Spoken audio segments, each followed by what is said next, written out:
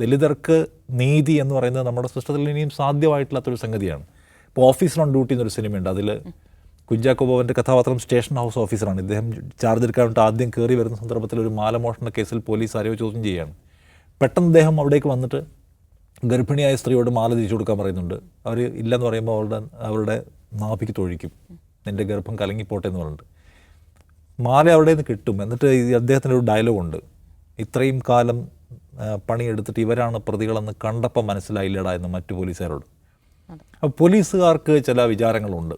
ചില ആളുകളെ കണ്ടാൽ പ്രതികളാണെന്ന് മനസ്സിലാക്കണം. നിങ്ങൾക്ക് എന്താണ് ഈ ബിജു എന്നൊരു സിനിമയുണ്ടല്ലോ, action hero Biju. Action hero ബിജുവിൽ ദലിത് സ്വഭാവമുള്ള ദലിത് രൂപമുള്ള മനുഷ്യന്മാരെ പോലീസ് സമീപിക്കുന്നതിൻ്റെ രീതി നമുക്ക് കാണാൻ പറ്റും. മുടി വളർത്തിയെ കാണുമ്പോൾ ഉള്ള പോലീസിൻ്റെ പ്രശ്നം, ഇയാളുമായിട്ട് പ്രേമത്തിലാണെന്ന് ഒരു ഓട്ടോക്കാരനായ ഒരു ദലിത് യുവാവിനെ കാണിക്കുമ്പോൾ ഇവനെയാണോ പ്രേമിക്കാൻ കിട്ടിയെന്നുള്ള ചോദ്യം.